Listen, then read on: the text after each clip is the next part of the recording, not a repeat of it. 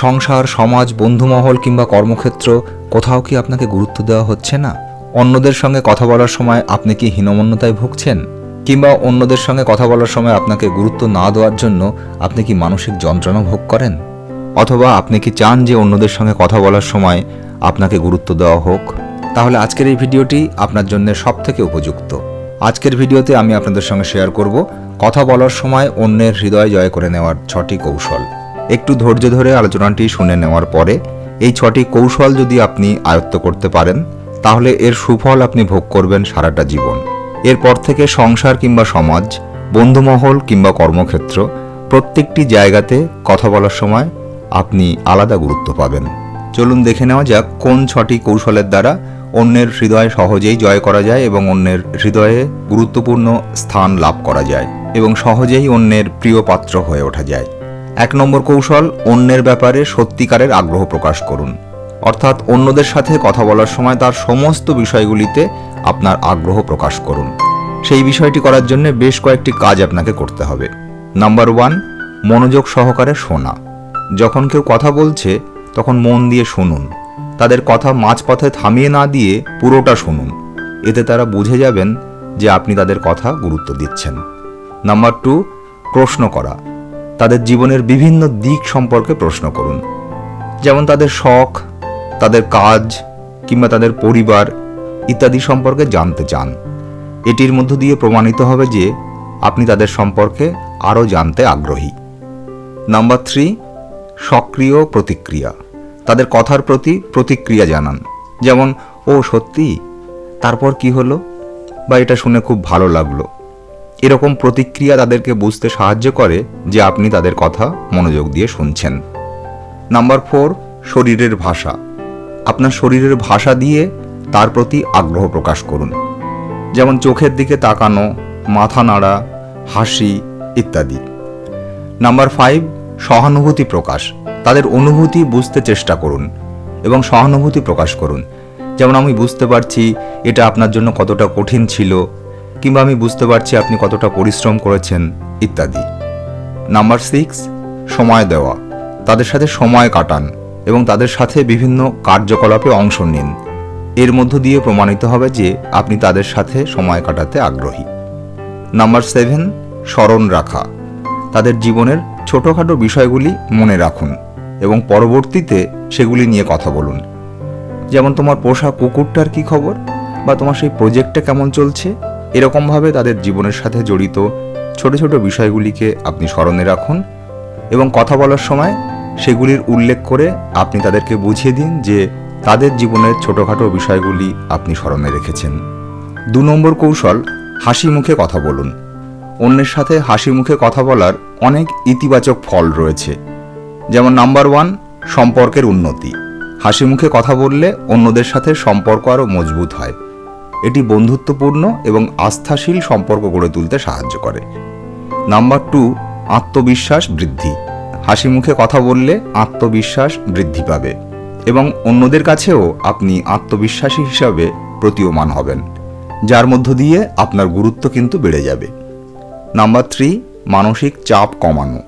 হাসি মুখ সবসময়তেই মানসিক চাপ কমাতে সাহায্য করে। তাই বলা হয়ে থাকে, হাসি মুখের জয় সর্বত্র। হাসি মুখ আমাদের মন ভালো রাখে। নাম্বার 4, ইতিবাচক পরিবেশ সৃষ্টি। হাসি মুখে কথা বললে দেখবেন আশপাশের পরিবেশ আরও ইতিবাচক হয়ে উঠছে। কর্মক্ষেত্র এবং ব্যক্তি জীবনে সুখী এবং সৃজনশীল পরিবেশ গড়ে তোলার ক্ষেত্রে এই হাসি মুখের বিকল্প নেই। নাম্বার 5, হাসি মুখ সমস্যা সমাধানে সাহায্য করবে। হাসি মুখে কথা বললে সমস্যার সমাধান সহজ হয়ে যায়। এটি অন্যদের সাথে খোলামেলা আলোচনা করতে এবং সমাধান খুঁজে পেতে সাহায্য করে। নাম্বার 6, সামাজিক গ্রহণযোগ্যতা বৃদ্ধি। হাসি মুখে কথা বললে সামাজিকভাবে দেখবেন আপনার গ্রহণযোগ্যতা বৃদ্ধি পাবে।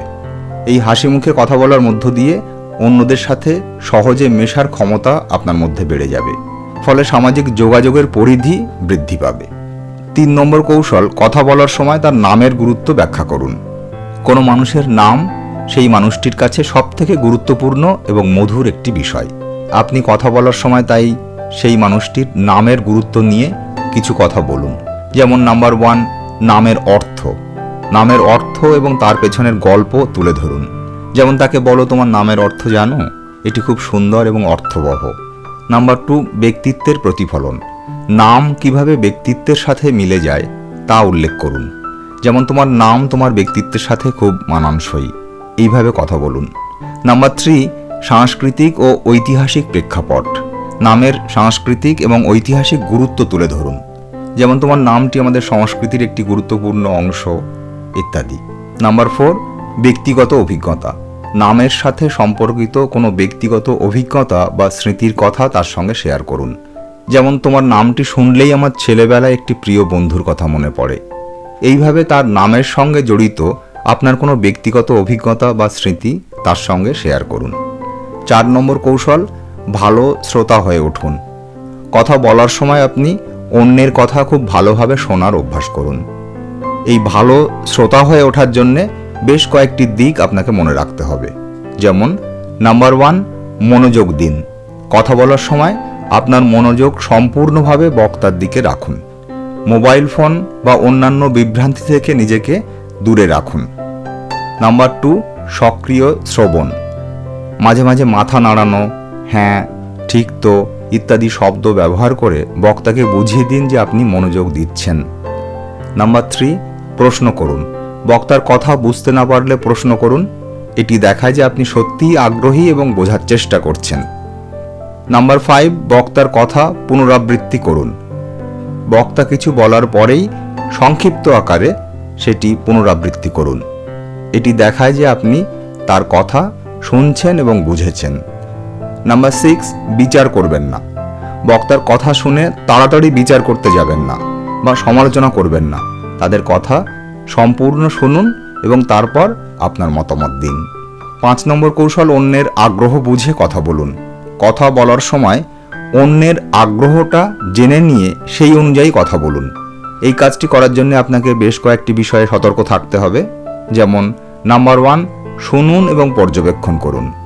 অন্যের কথা মনোযোগ দিয়ে শুনুন এবং তাদের শরীরের ভাষা পর্যবেক্ষণ করুন। তারা কোন বিষয়ে বেশি উচ্ছ্বসিত বা আগ্রহী তা বোঝার চেষ্টা করুন। নাম্বার 2, প্রশ্ন করুন। খোলামেলা প্রশ্ন করুন যা তাদের আগ্রহের বিষয় সম্পর্কে আরও জানার সুযোগ দেয়। যেমন আপনার শখ কি, আপনি কোন ধরনের বই পড়েন, আপনি কোন ধরনের গান শুনতে পছন্দ করেন ইত্যাদি। নাম্বার 3, সাধারণ আগ্রহ খুঁজে বের করুন। অর্থাৎ আপনার এবং তাদের উভয়ের মধ্যে যে বিষয়টি রয়েছে সেটি খুঁজে বের করার চেষ্টা করুন এবং সেই বিষয়ে আলোচনা শুরু করুন। এটি পারস্পরিক সম্পর্ক যেমন মজবুত করতে সাহায্য করবে, তেমনি আপনার গুরুত্বকেও বাড়িয়ে দেবে। নাম্বার 4, প্রতিক্রিয়া জানান। তাদের কথার প্রতি সাড়া দিন এবং আপনার মতামত বা অভিজ্ঞতা শেয়ার করুন। এর মধ্য দিয়ে প্রমাণিত হবে যে আপনি তাদের কথায় আগ্রহী এবং তাদের মূল্যায়নও করছেন। নাম্বার 5, ইতিবাচক থাকুন। আলোচনা ইতিবাচক এবং উৎসাহজনক রাখুন। এটি অন্যদের সাথে সম্পর্ক গড়ে তুলতে এবং তাদের আগ্রহ ধরে রাখতে সাহায্য করবে। নাম্বার 6, সতর্ক থাকুন।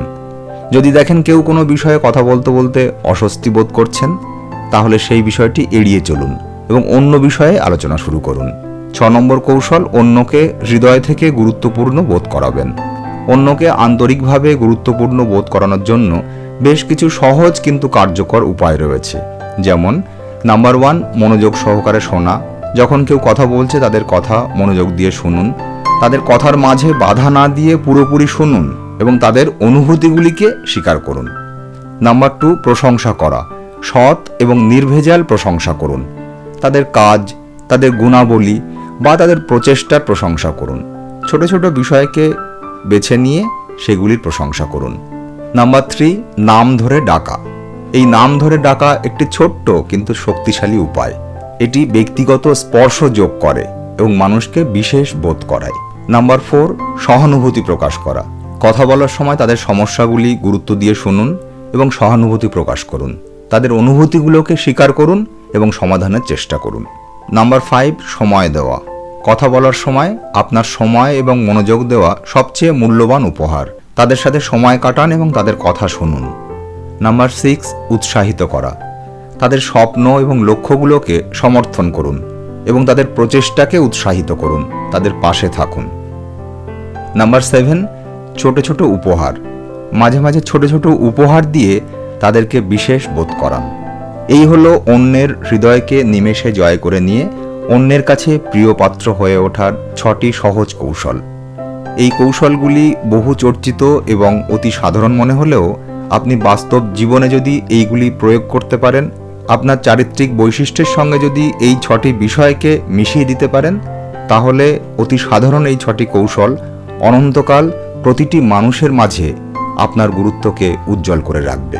সংসার, সমাজ, বন্ধুমহল কিংবা কর্মক্ষেত্র, প্রতিটি ক্ষেত্রে আপনার উজ্জ্বল উপস্থিতির স্বীকৃতি আপনার মনের অনুভূতিকে পাল্টে দেবে। দেখবেন আপনি অন্যদের কাছে প্রিয় হওয়ার পাশাপাশি নিজের কাছেও নিজের গুরুত্বকে অনেক উপরে তুলে ধরতে পারবেন।